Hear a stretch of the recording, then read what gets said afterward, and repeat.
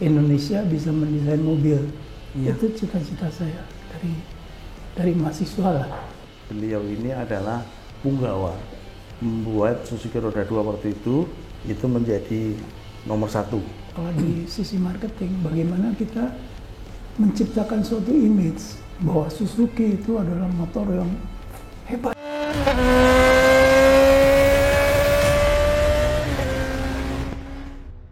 Ketemu lagi kita di Motorsport ID.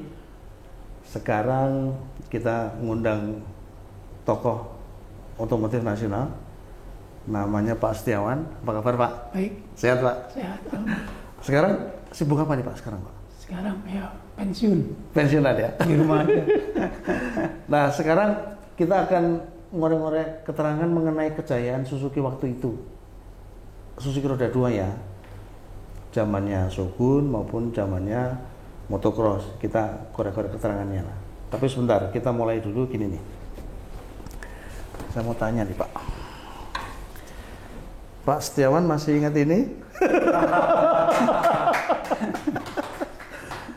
Ini salah satu kejayaan Suzuki waktu itu Pak. Ini, kalau Pak Setiawan masih ingat. Ya. Saya waktu itu masih di Motor Plus. Ngelas dulu ya, ngelas. Ya, kita bikin motor 2 motor Shogun Pak. Masih ingat. Pada yang belakang itu apa sih Pak? Barcode itu apa itu? Nah, barcode ini sebenarnya ini ngayal aja sih namanya barcode, tapi sebenarnya ini adalah tabloid Motor Plus bekerja sama dengan Suzuki, waktu itu dipimpin Pak Setiawan, membuat 2 motor dirakit dari nol. Jadi waktu itu teman kita Aong kebagian ngelas swing arm, itu ada tuh. Almarhum Yolo tukang ngumpetin kunci 10, kunci 12 rebutan karena kita nge-save-nya kan 2 motor ya, kita membuat 2 motor. Nah ini tanggal 11 Juli tahun 2001, prosesnya sampai 21 Juli 2001. Jadi kita itu mulai sebelum merakit, kita pun belanja statusnya di pabrik itu untuk mengumpulkan barang-barang untuk menjadi 1 motor. Nah kita rakit.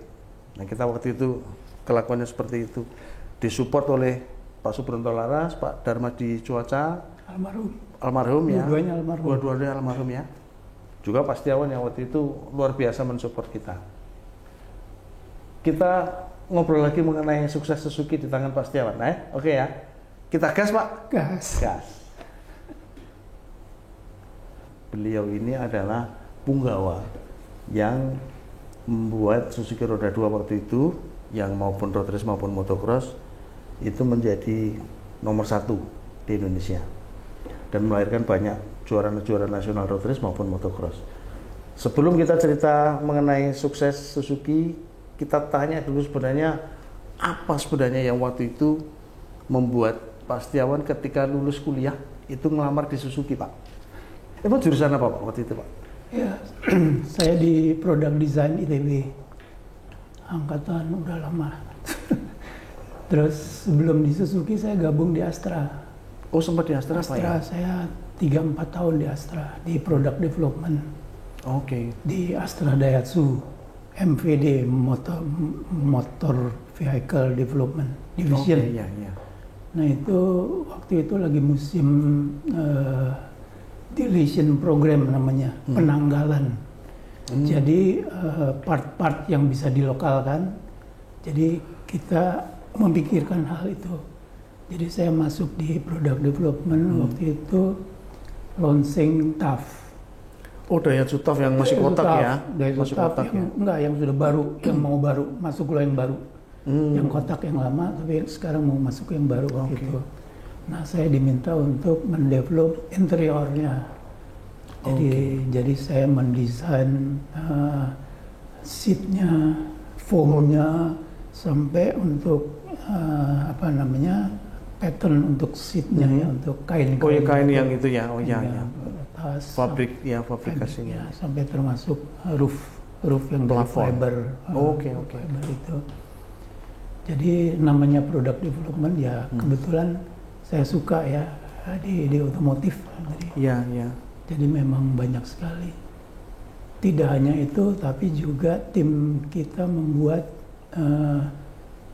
TAF itu menjadi backup. Oh ya, Jadi ya betul. Yang long backup untuk kebun ya. Iya itu. Tapi 4x4 kan Pak waktu itu Pak? 2x4. Oh 2x2 iya. gitu. 4x2 ya. Ya karena 4x4 kan ininya mahal, teksnya Iya, mahal kan. Pajaknya mahal banget ya. 2x4. Oh, ya, Kita itu. sendiri yang mendevelop. Kebetulan Oh, bos saya yang mendevelop ternyata Pak Setiawan. enggak tim itu, Iya, tim iya. product development. Jadi yang mendesain apa namanya? Kargonya, Baknya baknya itu. bisa dibuka kiri kanan Iya, gitu ya. sampai dites. Oke. Karena kan tadinya mobil jeep penumpang, Mhm. ini dirubah menjadi kargo, pick up. Nah di situ dikasih beban sekian, kita kasih tes. Waktu itu tesnya di Ancol. Tesnya di rem, pakai tes pengereman juga lah macam-macam. Dan Lengkap ya. waktu itu saya nyupir, gitu. Oh, oke. Jadi ngeremnya jauh banget tuh. Jadi kalau ada dulu videonya, Itu berarti perubahan suspensi cukup banyak Pak ya? Terutama ya, kebetulan- per down ya? iya pernya aja kita adjust. Oh, di adjust ya. Tapi ya artinya tidak secara menyeluruh, kita yang struktur yang ringan aja yang bisa kita rubah. Gitu. Itu tapi memperoleh izin dari Ya, Jepangnya Pak ya? ya. Karena kan Daihatsu kan dengan Astra kan memang erat ya hubungannya ya. Iya. Tapi tetap aja itu kan untuk kepentingan pasar. Ya, Jadi ya. nggak apa-apa. Tapi waktu itu kenapa nggak lebih populer TAF Cargo itu ke luar Jawa Pak ya? Betul Pak ya? Iya, untuk perkebunan. Cuman juga salesnya nggak terlalu banyak. Nggak terlalu banyak. Makanya sekarang tuh jadi rebutan itu Pak sekarang. Oh gitu? Ya, jadi kalau ada TAF Cargo itu harganya lebih mahal. Oh good. Karena akan dimodifikasi sama anak-anak untuk 4x4, untuk off-road gitu Pak, untuk rescue segala macam. Iya. Itu menyenangkan lah. Iya. Nah, lalu setelah itu kenapa bisa tiba-tiba nyantol ke roda 2 bukannya roda 4 pindah apa gitu Pak? Iya, jadi waktu itu karena pikiran saya kan bagaimana kita mendesain mobil. Indonesia bisa mendesain mobil. Iya. Itu cita-cita saya dari mahasiswa lah. Oh gitu. Itu cita-cita. Makanya saya waktu itu kerja di Astra itu sebelum saya lulus saya udah direkrut sama Astra. Iya. Ya jadi syukur lah karena waktu itu saya kerja prakteknya tuh di Bandung Metal Industry Development, itu saya mendesain truk. Waktu itu kita orang-orang Indonesia tuh lagi hot-hotnya bagaimana kita bisa mendesain mobil sendiri. Oh ya waktu itu ya. Ya pada saat itu. Jadi semangatnya tuh di situ. Jadi saya waktu itu mendesain truk. Kebetulan ada bos dari Astra lihat. Jadi saya Pak Setiawan nih belum lulus, masuk aja dulu ke Astra. Hebat ya. Masuk ke Astra. Jadi saya waktu itu bikin tesisnya di Bandung, Ya. di hotel, karena saya mendapat perjalanan dinas dari Astra. Jadi saya kalau pagi kerja di ada supplier Iya. yang mendesain seat itu kan, seat itu. Saya ikut mendesain dan ikut membuat welding jacknya. Wih. Welding jack. Iya. Jadi kalau malam saya pulang ke hotel bikin paper. Gitu. Luar biasa. Jadi saya di Astra 3-4 tahun. 3-4 tahun ya. Waktu itu kemudian bos saya ngajak pindah ke Suzuki. Oh. Karena waktu itu Suzuki punya pemikiran membuat mobil nasional. Waktu itu Pak ya. Waktu itu Pak Bronto. Bukannya sudah ada Suzuki Carry Pak? Bukan. Carry kan masih Suzuki Carry, masih Suzuki kan. Iya. Kita semua pengennya kan membuat our own brand. Gitu kan. Oke, ya. Pemikiran pada saat itu ya, tapi kan sampai sekarang juga nggak ada. Iya betul Pak.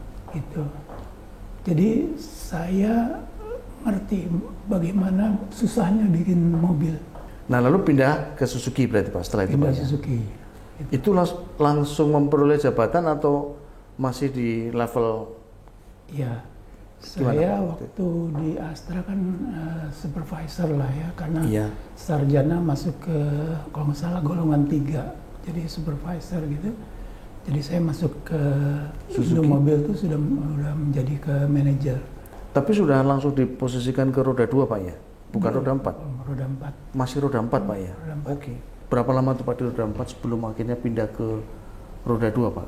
Roda 4 lumayan 2-3 tahun. 2-3 tahun itu saya dengan almarhum Pak Angki waktu itu mendevelop. Oh iya Pak Angki Kamaro ya? Iya, Angki mendevelop mobil-mobil buat gimmick-gimmick, buat pameran, buat meningkatkan image-nya Suzuki ya waktu itu kan. Karena Suzuki kan waktu itu sangat rajin berpameran. Iya. Jadi kita bikin-bikin mobil yang aneh-aneh waktu zaman dulu tuh. Waktu itu ada Suzuki Carry yang dibelah dua, Iya, jadi iya. 2 lebar banget itu ya? Kita bikin Suzuki Carry yang tinggi, yang Ya, macam-macam, adep-adepan kan. Iya benar-benar. Nah itu kan gimmick-gimmick aja, gimmick bagaimana image Suzuki itu bisa nancep ke konsumen. Gitu. Kan itu dipamerkan kan? Iya betul. Dipamerkan. Jadi bikin orang lihat wah gitu Pak ya. Gitu. Ya Nah, kita cuma bisa begitu aja. Nah lalu dipindah ke roda 2 Pak? Nah waktu itu roda 2 ceritanya gini, saya lama juga di roda 4 kan, tapi kemudian Pak Darmadi manggil saya gitu kan. Pak Darmadi Cuaca ya? Pak Darmadi Cuaca waktu itu karena ada motor baru yang mau di launch, yaitu Shogun. Oh Shogun ya? Karena Ya, waktu itu kan motor 2 tak sudah mulai diturunkan kan, Ya. nggak boleh secara dunia. Mm-mm. Motor GP juga kan dulu 2 tak pindah ke 4 tak. Iya betul. Nah, jadi saya mendapatkan tugas untuk melahirkan si motor 4 tak ini. Di mana dulu Oke. Suzuki kan taunya kita motor yang ngebul tuh. Ya yang Dua tak. topnya kan 2 tak itu. Poros gitu kan, poros. Nah, bagaimana kita membalikkan konsumen menjadi motor yang 4 tak, Suzuki menjadi motor yang 4 tak gitu. Oke. Dimana waktu itu kan leader dari 4 tak itu kan Honda. Iya betul. Honda Udah di atas banget lah. luar biasa. Kita Baru masih mengawali. baru mau ngangkat gitu. Pak jadi strateginya susah nggak Pak kira-kira untuk memperkenalkan kan mainan baru ya 4 Iya. tak gitu selama ini melakukan perubahan dari 2 tak ke 4 tak itu kan perlu strategi khusus bukan Pak supaya orang tuh oh ya Suzuki ternyata bisa bikin 4 tak itu kan Pak. Oh iya, itu Strateginya gimana? bagi saya itu langkah strategi yang sangat penting.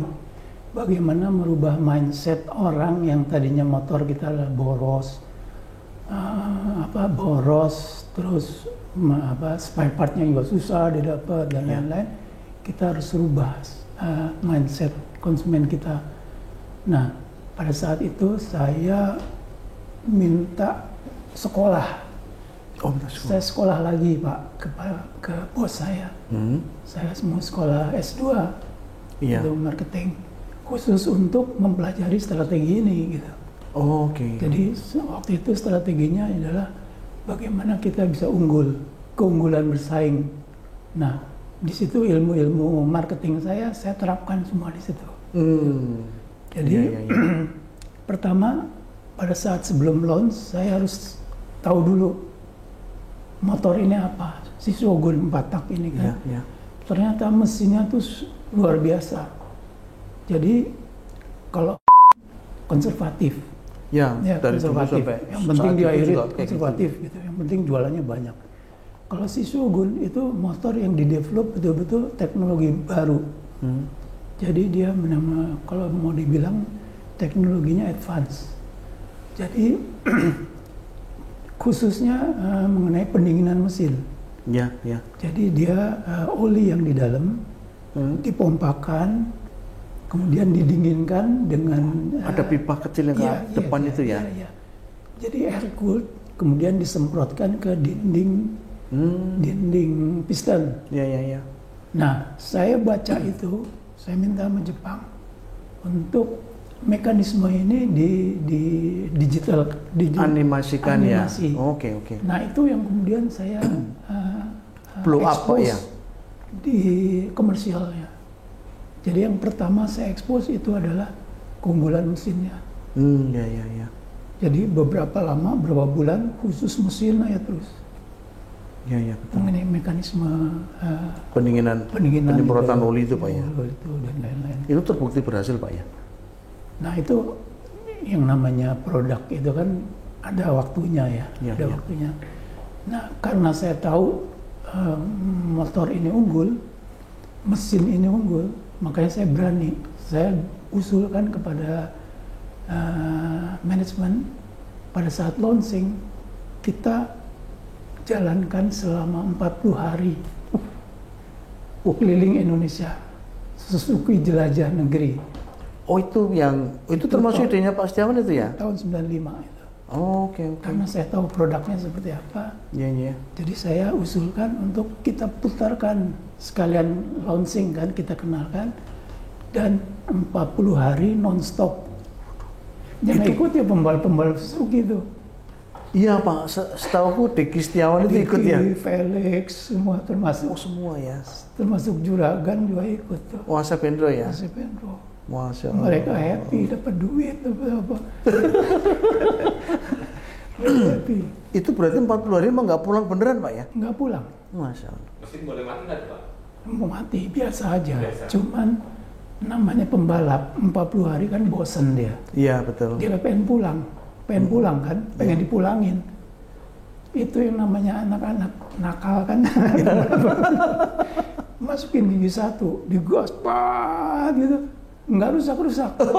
Oh kepengennya dibikin rusak supaya pulang. Iya, nggak rusak-rusak. Dasar ya. Ibu boleh cek lah ke si Felix, ke si Asep. Itu kelakuan anak-anak gitu. Gas gitu. Nggak Tapi rusak. sekaligus sebagai promosi Pak ya di setiap kota. Iya, Pak, ya? jadi sekaligus launching kita. 10.000 kilometer. Masya Allah. Berarti ganti oli sekali ya? Ganti oli biasa lah. 5.000 ganti lah ya waktu biasa, itu ya. Biasa. Dan saya waktu itu juga usulkan untuk endurance test. Kalau 24 jam kan kita tahu Le Mans ya, Le Mans 24 jam ya. Bagi saya kurang. 2 kali 24 jam. Kacau nih Mas Jawa nih. 2 kali 24 Tapi itu jam. yakin bener Pak? Yakin. Waktu itu ketika punya ide, wah ini gua mau coba 24 jam kali 2, itu Pak Setiawan yakin itu mesin nggak jebol Pak? Yakin. Tapi sebelum itu, saya internal saya tes dulu. Oh jadi sebelum Iya, diekspos itu ke media? kalian nggak tahu. Ya makanya yakin banget. Oh ternyata pernah jadi 24 jam Jadi cek duluan ya? sebelum saya launch ke media, saya cek dulu. Ternyata yang tadi saya sampaikan, oli yang disemprotkan itu menjadi dingin kan olinya, mesinnya juga menjadi dingin. Akibatnya olinya juga jadi bersih, tidak terbakar. Jadi pada waktu dites, olinya mesinnya dibelah. Olinya bersih. Ya. Itu olinya kan Enduro waktu itu, Pertamina. Kita minta sponsor Pertamina. Oke. Jadi saya yakin motor ini bagus. Gitu. Nah lalu Pak, road race waktu itu kan tahun 95 sebenarnya kan sudah mulai ada road race lah ya, Yeah. meskipun belum sehebat ketika ada tabloid waktu itu ya. Yeah. Nah, kapan Shogun ini Pak Setiawan berani berpikir bahwa ini akan kita balapkan gitu Pak? Itu idenya seperti apa Pak? Atau Ya waktu itu kan kita tahu balap tuh hanya 2 tak ya, kristal apa-apa itu kan. Iya. Tapi sekarang dengan perubahan yang tadi saya sampaikan, MotoGP pindah ke 4 tak, Iya. sekarang juga yang namanya 4 tak kita balapkan gitu. Ditambah dengan pengetahuan mengenai engine kita nggak ada kalahnya. Oh iya betul. Sampai dulu kita bikin one make race, kita buka kelas open, one make race plus, Suzuki one make race plus. Yang namanya merek lain boleh ikut. Wah itu luar biasa nih berarti ya. Karena kita yakin. Itu bukan spekulasi banget Pak ya? Karena kita yakin. Kalau tiba-tiba misalnya one make race Suzuki Plus. open, yang menang Yamaha itu gimana Pak waktu itu? Nggak mungkin. Yakin Yakin. Karena kan kita tahu setiap balap Suzuki terus yang menang, Shogun terus yang menang. Gitu. Waktu itu mengajukan kalau misalnya bikin wamaker segala macam, bikin tim balap itu kan budget gede Pak. Itu seberapa caranya gimana Pak Setiawan meyakinkan manajemen untuk menggelontorkan duit segitu banyaknya? Setiap tahun kita di Suzuki itu di manajemen ada yang namanya rencana kerja dan anggaran. Iya. Nah pada saat awal tahun itu kita kumpul dealer dan tim saya untuk membuat anggaran, termasuk ya tadi ya iklan, road race dan balap dan lain-lain, termasuk sponsorin pembalap. Nah Pak, waktu itu ada istilah kalau misalnya Hendriansyah waktu itu kan menjadi pembalap yang luar biasa, itu pernah pakai Shogun. Dia statusnya sebagai factory team atau sebagai satellite team Pak di Suzuki Pak waktu itu yang saya ingat Pak Setiawan. Ya, jadi polisi kita adalah kita bikin apa satelit itu ya. Ya. Jadi mereka bikin tim-tim sendiri. Jadi itu yang kita sponsorin. Oke. Gitu. Pada saat itu kita tahu mungkin Motor Plus tahu lah ya. Hendriansyah waktu itu kan dipakai sama Yamaha. Ya. Ya kan? Ya. Nah, pada saat itu saya melihat, wah ini anak pembalap harus kita ambil. Jadi saya kontrak dengan saat itu paling tinggi kontraknya. Ya, Kontrak yang paling tinggi di antara tim-tim balap itu adalah timnya si Hendriansyah. Oke. Dan almarhum Irwan kan waktu itu kan. Iya, iya betul. Irwan. Sampai MM-an waktu itu udah. Karena saya yakin pembalap si Hendriansyah top gitu kan. Iya Dewa Road Race Pak dia Dewa Pak. Road Emang, Race, iya betul. ambil retro. Dan kenyataannya memang Shogun kan top waktu itu. Luar biasa banget Luar ya. biasa. Nah lalu tim-tim lain yang level di bawahnya ada lagi Pak yang satelit yang disponsorin Pak Setiawan Suzuki itu banyak Pak. Banyak. Termasuk Xiao Felix gitu-gitu kan. Iya, iya. Termasuk ARS. Oh iya, Itu juga Kang kita Asep kasih ya, duit Asep semua, Hendra, ya. kasih duit. Itu kalau yang itu kan tim di Jakarta Pak, yang Daerah-daerah di luar juga. Loto, daerah juga Pak ya. Ya cuman ya kita pilih lah ya. Termasuk waktu itu kita ambil Uyung? Ya, Oh manual tech ya, manual Manual tech. Tech. Pak Ibnu Sambodo. Iya, iya, iya. Mas Ibnu. Itu dia jago bikin camshaft kan. Ya itu Pak. Luar biasa. Jadi waktu itu kita yang nemuin gitu. Oh, oke, iya, iya. Jadi istilahnya yang mengontrak dia duluan lah. Pertama kali beliau ya. Dan banyak juga mekanik-mekanik yang jago-jago. Jadi mereka yang bikin-bikin Shogun tambah kenceng gitu. Nah sekarang waktu itu Shogun demikian mempesona itu, apakah posisinya itu ketolong dengan MotoGP yang waktu itu tim Suzuki juga luar biasa performanya Pak waktu itu Pak? Ada pengaruhnya nggak Pak sebenarnya? Sebetulnya itu ada juga ya, cuman pasar Indonesia kan hanya melihat motor-motor itu di lokal ya. Namun kita juga membangkitkan suatu image ya.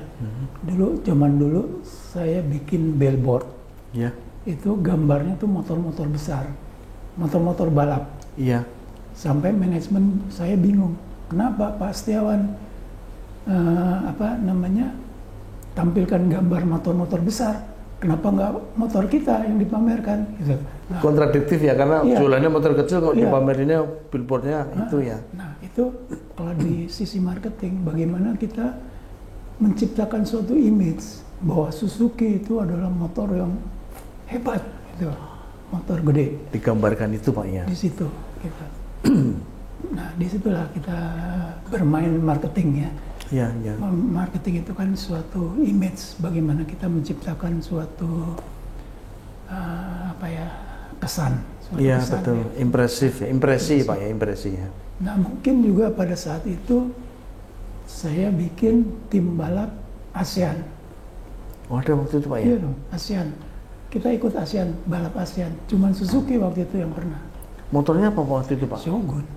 Tetap Shogun ya? Shogun. Lupa ya waktu itu yang ASEAN Road Race. Kenapa kalau yang waktu itu manajemen juga bingung. Kenapa? Kita jualan kan di Indonesia. Kenapa balap di ASEAN? Iya, iya. Nah, itu kan balap di ASEAN itu menciptakan image bahwa motor Suzuki terutama Shogun itu jagoan. Enggak hanya jagoan di kandang di Indonesia, tapi jagoan di Asia. Iya, iya. Balapnya kan di Thailand, India, dan menang. Nah, Pak, waktu itu kan yang kelas underbone, Pak. Ya, Underbone ya, itu kan Shogun. apa namanya, waktu itu masih Satria, Pak ya. Ada juga Satria yang Waktu ASEAN itu ini kita udah 4 tak ya, Pak ya. Nah, kalau yang soal motocross gimana, Pak? Nah, Tim kalau motocross itu? motocross itu sejarahnya panjang. Semenjak Suzuki itu kan almarhum Pak Bronto itu kan memang senang motocross. Ya, ya. Jadi kalau kita mengenal era-era siapa namanya pembalap yang sudah meninggal, siapa namanya? Popo Hartopo. Yes, Popo Hartopo dan adiknya juga meninggal. Nah, Iwan Bikwanto. Iwan Bikwanto. Di era-era itu kejayaan Suzuki sudah Mulai naik ya, Pak. mulai naik. Nah, pada saat itu memang Suzuki motocross dulu ya, motocross Iya, dulu, iya. baru underbone kan, gitu. Jadi memang Suzuki kalau mau dibilang DNA balapnya itu udah Sudah dari dulu dari banget dulu semenjak almarhum Pak Bronto gitu. ya. Sampai Tommy Hermawan itu kan, Ya, Mas Tommy Hermawan. almarhum Tony Usman itu kan Tony Usman, direkrut iya. untuk ke Suzuki karena mereka dulu tim balap Suzuki. Gitu. Mas Sulis juga tuh, Pak. Sulis. Mas Sulis juga sekarang masih di pabrik Iya, Suzuki kan? Iya betul. Nah, waktu itu Pak Setiawan sudah menjadi pimpinan roda 2 Suzuki ya, waktu motocross masih jalan terus ya, Pak ya? Iya. Jadi waktu itu kan motocross waktu itu kan RM zaman dulu kan. Ya, Suzuki RM yang RM special itu. engine itu, Pak. Jadi memang kebetulan tim itu di bawah saya juga. Dan ada Om Chia kan waktu itu. Ada Oh ya, Om Chia itu memang Om Chia itu memang pakar. mekanik luar biasa itu ya. Dan mereka belajar mekanik itu semua belajar dari Om Chia. Ada Om Chia ya. Ya, jadi tapi biasanya kan kalau RM gitu kan udah nggak perlu. Nggak perlu disetting lagi lah, hanya Cuman, suspensi aja paling. Ya waktu itu kan ada apa sih namanya bebek yang dimotocrosskan itu loh. apa Oh iya, namanya iya, itu? iya, iya. Grass track ya. Race track ya. Grass track. Nah itu Pak, itu ada yang jago tuh Pak. Jagoan zaman Iya, dulu itu ya. dari Excel ini jagoan crash track. Waduh, itu selebriti crash track Pak. Iya. Putra daerah, Pak. Putra daerah kita Naik- nyebutnya. Naik apa dulu? Hah?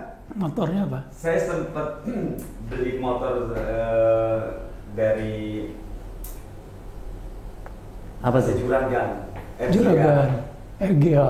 Oh, RGR ya, RGR. RGR-nya yang Juragan itu beli di Suzuki Iya, iya. pada saat itu. Oh itu makanya dia jadi selebriti crash track Pak dia Pak. Iya, iya, iya. Jadi tim apa namanya racing kita Iya. selain yang RM itu juga Iya. kita bikin grass track. Iya. Grass track yang Sama trail campuran dong Pak waktu itu ya. Trail, Suzuki ya. TS Jangkung. Iya, Nah, iya. itu kan TS dikasih suspensi shockbreaker RM belakang Iya, iya, lengkap iya, itu tuh iya, waduh itu Iya, kenceng banget itu Pak. Iya, iya. Ya itu Om Cia lah almarhum. Ujian lah ya. Dan anak didiknya mekanik itu handal-handal semua. Dan banyak yang sudah meninggal juga gitu. Iya iya Pak. Itu mekanik top semua. Nah lalu sekarang ini kan kita kan nggak bisa menampik ya Pak ya kondisi sekarang bahwa pesona Suzuki roda 2 ini seolah-olah hilang gitu Pak menurut saya ya, dan teman-teman juga kok nggak ada Suzuki lagi di road race ya gitu, yang ada merek-merek lain gitu. Itu seberapa, apakah karena memang tidak ada produk yang kompetitif atau sejak karena ditinggal Pak Setiawan? Ups, gimana Pak? Ya balap itu kan arena promosi. Kalau motornya nggak ada yang dipromosiin, apanya gitu kan? Nah, semenjak Shogun itu boleh saya bilang selesai, jadi tidak ada lagi yang dipromosikan. Suatu motor yang menjadi motor yang salesnya kuat, gitu. Jadi sekarang Suzuki salesnya kecil, gitu ya. Bentar Pak. Ya Pak Setiawan, itu kan life cycle Suzuki Shogun ketika naik itu tiba-tiba kayak dimatikan gitu, bener Pak ya? Iya, iya. Karena ada muncul produk baru. Iya. Nah mestinya nih berandai-andai Pak. seandainya Pak Setiawan masih di situ, langkahnya seperti apa Pak? Karena kan ada tuntutan produk baru dimunculkan oleh Jepang misalnya nih Pak. Strateginya Iya, gimana Pak? secara teori marketing sayang gitu ya, suatu produk life cycle yang masih panas, didinginkan gitu, sangat sayang gitu.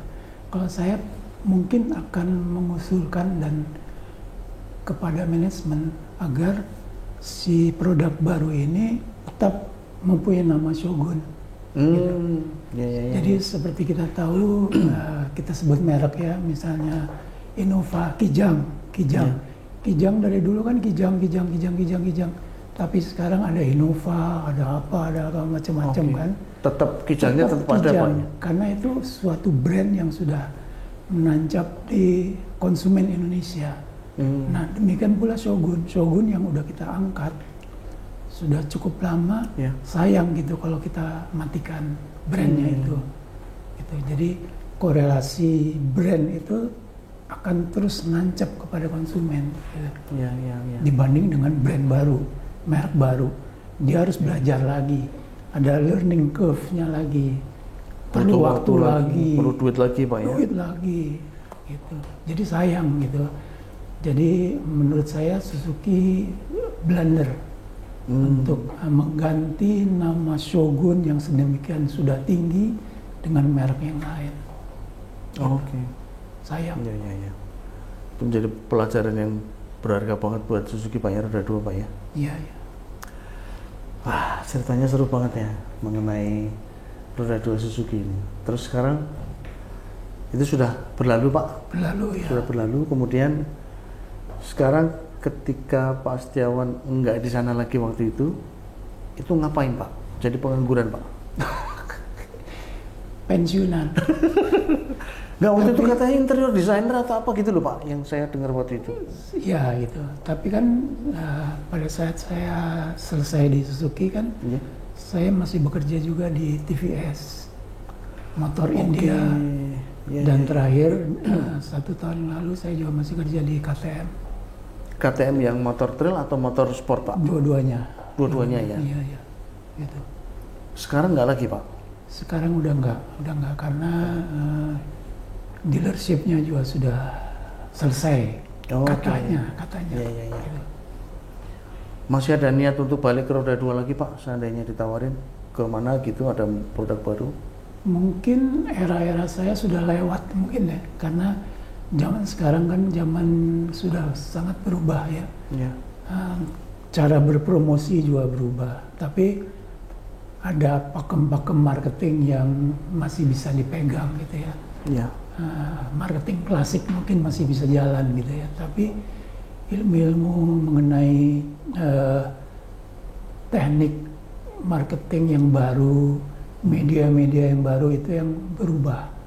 Mengalami perubahan yang sangat drastis. Cara orang membaca, kalau dulu kan kita membaca tabloid, sekarang membaca dari handphone kecil yang informasinya tuh banyak sekali. Jadi dia cepat sekali. Iya betul Pak. 1 menit 2 menit dia udah pindah. Kalau dulu kita baca tabloid bisa seharian. Dari atas sampai bawah terus diulang-ulang. Kalau sekarang informasi cepat sekali. Jadi dalam semenit ada informasi pindah. Nah itu yang menjadikan tantangan bagi produk-produk zaman sekarang. Gitu. Ya sekarang kan banyak banget merek motor-motor listrik gitu Pak. Barangkali dengan experience Pak Setiawan yang sedemikian lama dan hebat, nggak ada niatan untuk balik ke roda 2 tapi yang listrik gitu Pak? Enggak ya? Belum? Mungkin ya era saya udah saya udah masuk masa pensiun harusnya ya. Jadi ilmunya juga udah ilmu lain. Oke. Tapi Pak Setiawan sekarang pakai mobil baru, maksudnya listrik. Itu kan juga canggih gitu. Ya itu karena saya senang aja ya, hobi ya, listrik ya. Karena semenjak muda saya sampaikan tadi, saya senang otomotif kan. Dan saya juga senang bisa kerja di otomotif gitu ya. Karena memang dari dulu cita-citanya bagaimana kita bisa membuat merek sendiri, national brand. Ya, ya, ya. Itu sampai sekarang tidak ada. Belum Pak ya? Belum ada. Gitu. Nah, harusnya dengan teknologi listrik itu kan semakin mudah, Ya. semakin cepat. Tapi nggak tahu kenapa orang Indonesia tidak bisa bikin mobil our own brand. Sedangkan Vietnam udah. Iya betul. Vietnam punya brand sendiri. Termasuk motor Pak ya, harusnya bikin sendiri. Iya. Kita belum. Kita hanya dijadikan pasarnya aja oleh mereka. Sekarang Cina masuk. Cina sebagai produsen mobil listrik terbesar di dunia. Ya. Sekarang Cina. Dan ada merek baru yang terbesar sudah masuk ke Indonesia. Itu luar biasa. Kita hanya penonton. Mungkin harapannya apa Pak untuk anak-anak muda sekarang Pak yang punya minat di industri otomotif roda 2 maupun roda 4, mungkin keinginan Pak Setiawan bisa disampaikan Pak? Ya itu untuk membuat suatu brand itu kan juga nggak gampang. Yeah. Diperlukan modal yang cukup besar dan teknologi ya. Tapi kan sekarang teknologi bisa multi sourcing, gitu kan? Yeah. Mesin ambil dari mana, apa dari mana. Seperti kalau pesawat, pesawat Boeing itu kan mesinnya Rolls-Royce, apanya joknya Recaro atau apa. Yeah. Nah seharusnya industri mobil juga kan demikian. Jadi kita sebagai sistem integrator, sistem integrator bukan hanya penjahit, tapi bagaimana kita mendesain, mengintegrasikan semua ke dalam suatu blueprint. Dan kita punya merek sendiri. Nah harusnya itu Pak ya. Itu yang cita-cita dari zaman dulu. Jadi harapannya Pak Setiawan sebenarnya untuk teman-teman seperti apa Pak ya, yang muda yang punya semangat, apakah harus punya modal duluan untuk bisa bergerak itu atau? Sebetulnya sih modal enggak ya, zaman sekarang kan itu ada yang namanya modal crowd itu yang kita bisa menghimpun modal dari masyarakat, gitu kan.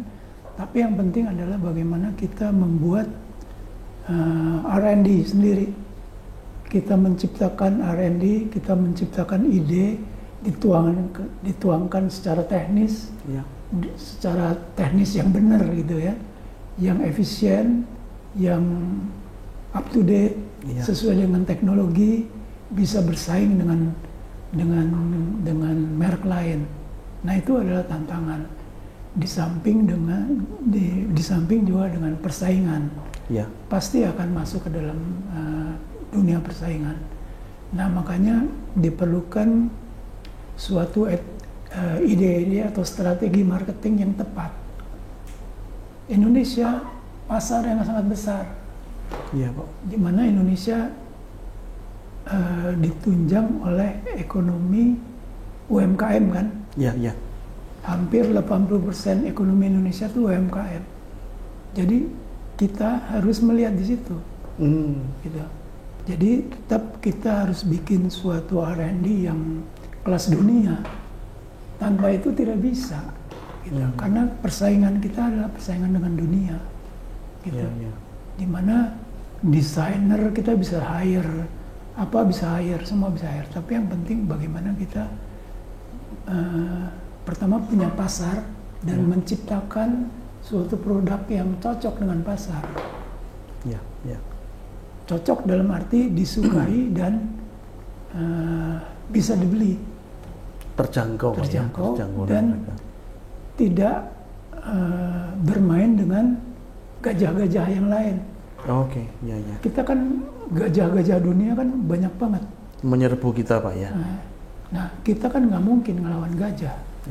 Kita harus punya celah-celah yang lain. Bagaimana kita menciptakan suatu produk yang cocok dan tidak berantem sama yang lain. Nah itu diperlukan suatu strategi yang jeli dan survei pasar yang jeli. Tahun 2018 waktu rame-ramenya mobil listrik, saya sudah punya ide.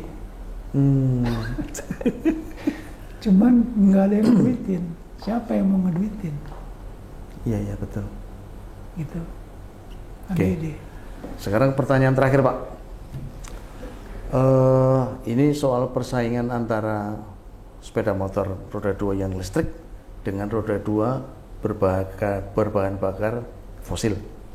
Itu menurut Pak Setiawan nanti endingnya akan kayak apa Pak dalam waktu dekat Pak? Sekarang merek motor-motor listrik itu banyak banget nih Pak. Sementara motor bensin itu kan ya brand 5 besar inilah gitu. Nah itu akan nge-fight seperti apa Pak ya? Ya ini ya, tidak terlepas dari fenomena dunia ya, fenomena dunia dan khususnya Indonesia. Indonesia itu kan pengimpor BBM besar. Ya. Jadi dari luar BBM itu masih diimpor dan ini membebani APBN Indonesia. Ya. Gitu. Nah makanya pemerintah menggalakkan listrik. Jadi mobil-mobil listrik, sepeda motor listrik itu kan mendapat insentif. Harga ya. Harga murah, gitu kan? Dengan maksud agar mobil listrik, motor listrik akan membesar, akibatnya belanja APBN untuk bahan bakar mengecil. Ya. Nah, jadi memang kesempatan dan memang dunia sekarang berubah, gitu. Sekarang semuanya itu kan harus green energy dan lain-lain itu kan. Khususnya di Eropa itu kan sangat ketat, gitu kan. Sampai tahun berapa tidak boleh lagi ada energi fosil. Iya. Nah itu di Eropa. Ya. Indonesia pun juga demikian karena harmonis kan, harmonisasi dunia. Harus Jadi ngikut ya. siapa yang duluan kita akan ke situ juga. Makanya pemerintah Indonesia pun juga harus mengikuti harmonisasi dunia. Gitu. Iya. Jadi makanya sekarang mobil listrik sangat digalakkan. Tapi belum tentu mobil listrik itu juga akan lead. Iya. Karena kan sekarang kita kenal mesin hidrogen. Iya, mesin hidrogen udah mulai. Jadi malah yang namanya Honda, BMW, itu mobil Eropa, dia justru akan mendevelop mobil hidrogen. Iya. Gitu. Yang dianggap mungkin mobil listrik itu mungkin mainannya dari Cina kan? Iya Dari betul. Cina. Mobil hidrogen dia akan justru kembangkan. Nah ini suatu pertarungan. Saya melihat suatu pertarungan. Keren. Nah seru ya obrolannya Pak Setiawan, sejarahnya bagaimana Shogun bisa luar biasa itu sampai pendapatnya Pak Setiawan mengenai teknologi canggih. Kemudian terima kasih Pak atas kehadirannya. Makasih. Semoga tidak bosan menularkan ilmu buat teman-teman semuanya. Ya. Gitu Pak. Ya Eka, gimana? Apa? Mau minta saran Pak Setiawan nih. Nah, ini. Pak Setiawan kan jago branding nih kayaknya. Iya. Jago branding beliau nih. Nah, ada nggak saran untuk Motorsport ID ini? Karena kan kita masih baru Pak De. Iya. Bisa, wah, ya kayak Shogun lah ibaratnya. Cepat jaya gitu. Nah ini. Tapi jangan cepat turun. Betul. Jadi ini Eka minta saran sama Pak Setiawan sih, ahli marketing, strategi, pemasaran segala macam. Kayak Shogun itu bagaimana terhadap Motorsport ID. Nah, Jadi kenalin Anda sendiri. itu Pak ya. Ya. Siap. Apa keunggulan kamu? Apa keunggulan kalian? Siap. Nah itu yang menjadikan keunggulan bersaing kalian. Bedanya kalian dengan yang lain apa? Itu ya Pak ya kuncinya Pak. Apa kelemahan yang lain? Apa kelemahan kita? Apa keunggulan kita? Nah itu kuncinya Pak ya. Kita sudah temukan keunggulannya, itu yang kita blow up. Oh siap.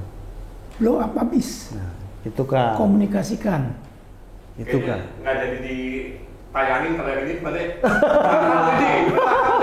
Duit mahal. Jadi nggak bisa buat kita aja ya. Oke, sampai jumpa lagi di obrolan lain waktu dengan Motorsport ID. Gas gak Pak? Gas. Gas. Terus.